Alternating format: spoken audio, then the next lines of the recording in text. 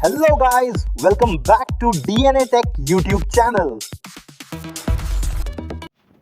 Welcome back guys.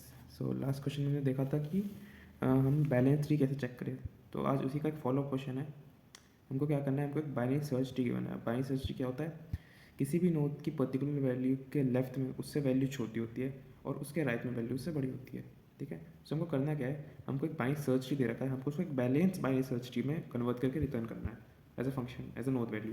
ठीक, तो हम करेंगे क्या, कुछ नहीं करेंगे। हम बेसिकली जो इसका बेसिक इंट्यूशन है, इसके दो तरीके हैं इसको करने को। हम इसको इनप्लेस कर सकते हैं या तो हम एक न्यू एरे क्रिएट कर सकते हैं। जो इनप्लेस वाला एल्गोरिथम है वो बहुत कॉम्प्लेक्स है, उसको DWS एल्गोरिथम कहते हैं। आप एक बार देख लेंगे उसको। बट हम जो यहाँ कर रहे हैं वो हम कर रहे हैं इनप्लेस नहीं कर रहे हैं, हम कर रहे हैं एक नई एरे, एक नया ट्री क्रिएट करेंगे, उसको रिटर्न करेंगे। ये वाला प्रोसेस बहुत ईजी है, इसमें कुछ करना नहीं है हमको बस ये जो हमें ट्री दे रखा है ना, इसको हम इन ऑर्डर ट्रैवर्सल करेंगे। इन ट्रैवर्सल आपको पता होगा, रूट लेफ्ट राइट। इन होता है मुझे जो रूट है वो बीच में रहता है, मतलब पहले लेफ्ट में जाएंगे फिर रूट को प्रिंट करेंगे फिर राइट में जाएंगे। ठीक है, ऐसा क्यों, तो हमारे पास एक शॉर्ट देर आ जाएगी।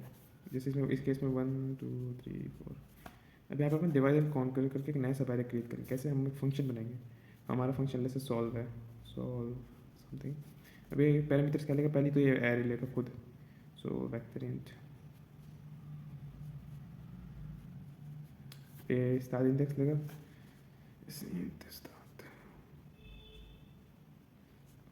और एंड इंडेक्स लेगा, एंड एंड। ठीक है, ओके क्लियर, इतना ठीक है। ओके, सो बेस केस हमारा क्या रहेगा, किसी भी रिकर्जन फंक्शन में सबसे पहले हम बेस केस क्लैरिफाई करते हैं ताकि स्टैक ओवरफ्लो ना हो जाए। सो अगर हमारा जो स्टार्टिंग इंडेक्स है वो अगर एंडिंग इंडेक्स से बड़ा हो गया तो अपन ख़त्म हो जाएंगे। ठीक है, तो कुछ नहीं करेंगे। अब यहाँ पे मैंने लाइक मिड वैल्यू निकालेंगे, इससे एक नई नोड क्रिएट करेंगे। मिड वैल्यू निकाल दी हमने, यहाँ पे मिड वैल्यू इन दोनों का सम करके बाई 2 करके वहाँ से फिर अपन इंडेक्सेशन करके वहाँ से मिड वैल्यू निकाल देंगे।